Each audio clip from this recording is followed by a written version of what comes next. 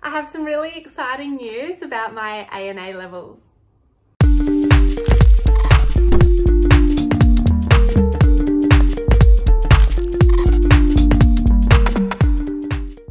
Hi, I'm Channy. Welcome back to the Tidy Trend. As I promised, I wanted to jump on and share with you all a 3-month update on my Bii journey. If you haven't already done so, go back and watch my previous 2 videos. I've got one pre-explant and I've got another one post-explant. Let's jump straight into it. First off, the Facebook groups. Now they have helped me out a lot. Team Explant Australia and also Breast Implant Illness by Nokori. Whatever I want to know, I just type up into the search bar. Majority of the time, other women are experiencing exactly the same symptoms, or your question has been answered before. I went back to work flying at the 8-week mark. That was the perfect time for me.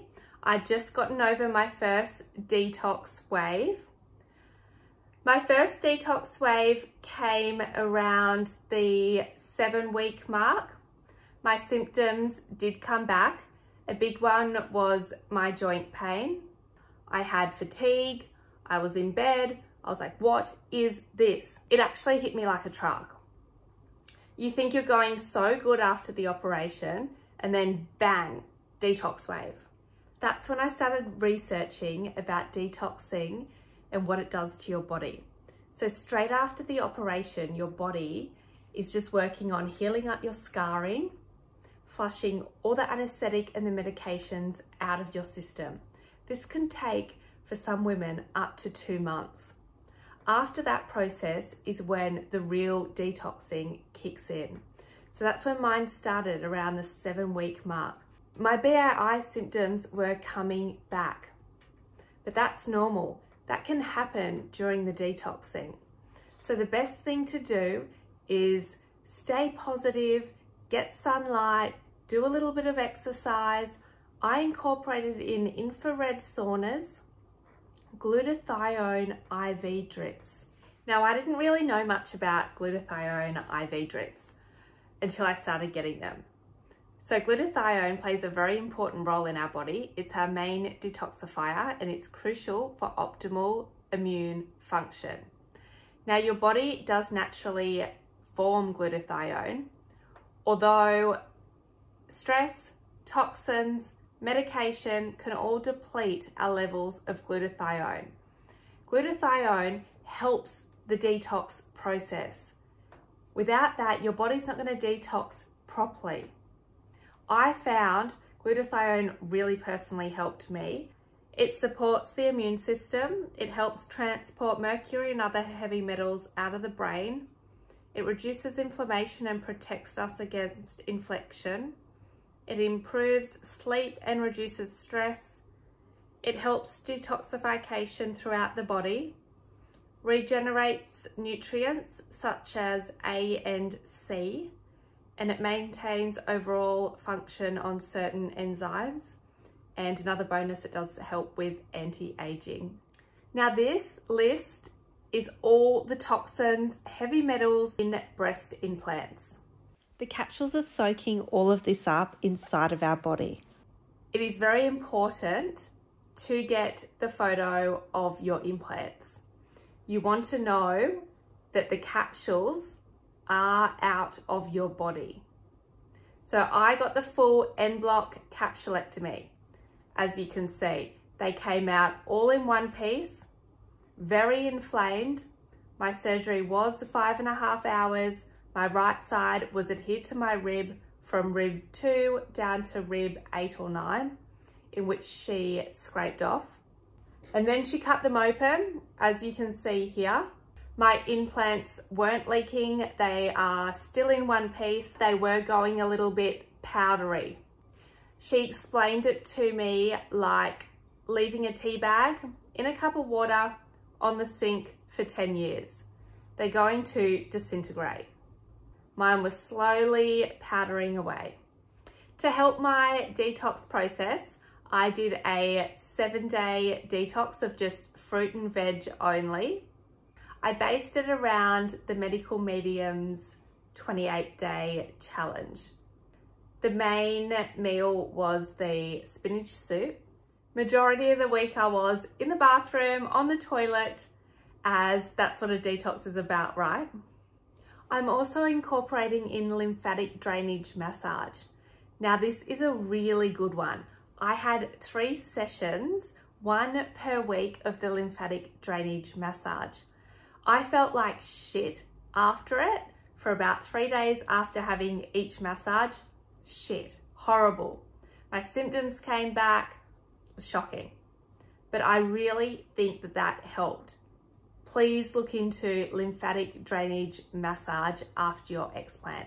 I started around the 6-week mark. I then went and saw a holistic doctor to get to the bottom of my ANA results. I wanted to know exactly what autoimmune I had and what I was dealing with, so then I could try to reverse it. She tested me for everything: rheumatoid arthritis, lupus, Lyme, MS, everything. Every autoimmune she tested. I waited 2 weeks, got my results, and it came back, guys, wait for it, negative. I was so relieved. So your ANA levels can change. Mine were positive prior to my explant. 8 weeks after, they were negative. My second detox wave started around the 11-week mark. My first one lasted for about roughly 2 weeks, same as the second one. I had different symptoms come back through the second wave. I had chest pain, I had heart palpitations, fatigue again, dizziness, lightheadedness. As soon as I noticed that detox wave coming back, I went and got my glutathione IV drip. I also incorporated in a Myers cocktail in that round. I also had my iron tested. Now my iron is really low. It's 19%. I'm not sure if I'll be needing 1 or more infusions. A lot of women I've found do have low iron that have had BII. I'm going to get my first IV drip on this Sunday, so I'll post in my next video how that went. I'm still seeing the physio for my ribs. I still have quite a bit of pain on the side here, especially my right side. I'm getting scar therapy done on my scars. So what she's doing is peeling the scar off my ribs. So scar tissue can build up and it can form anywhere, from whether you have a C-section, any scar on your body, the scar tissue can get adhered. So mine is adhered here, back down to my ribs. So she's going in there and she's peeling it off. It's actually really painful. Peeling it off, peeling it off. And what she's also doing to my ribs on this right side, actually both sides, she's getting in there and she's opening them up. So she's told me to get my fingers in there when I lean across to the side and try and open them up, especially in the shower, because my ribs are getting locked up. I don't think they've realized yet that they're free and they can open. They're free to open. What Dr. Naji was explaining to me after I had my operation, she goes, having breast implants over your ribs is like having Glad wrapped around them. So when you breathe, right, your ribs are supposed to expand each breath.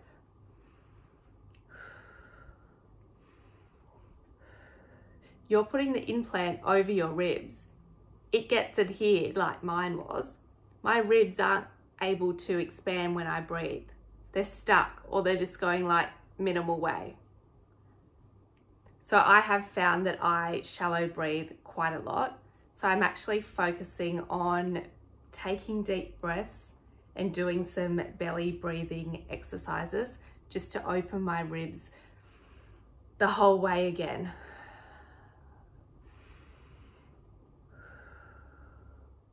To finish the video, let's talk about bras.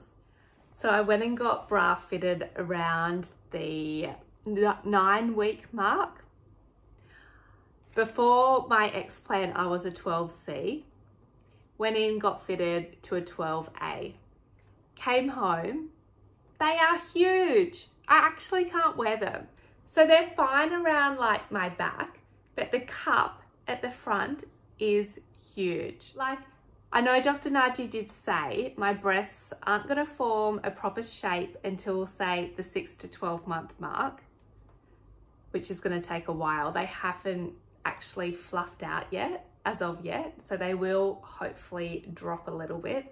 My scarring is still a little bit under where my breast is sitting, if that kind of makes sense. So the best thing I found is some bralettes from Nat V. They're actually really comfy and so cute.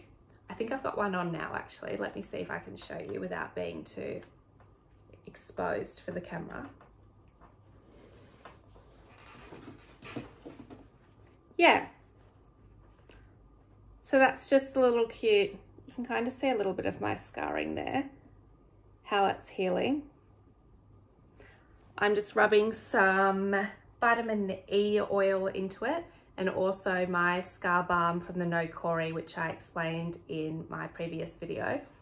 If you do have any questions about BRI, or you want me to say anything in my next video, please put them down in the comments below. I'll do my best to try and answer them. Don't forget to give me a thumbs up and hit subscribe, and I'll post my 6 months post soon.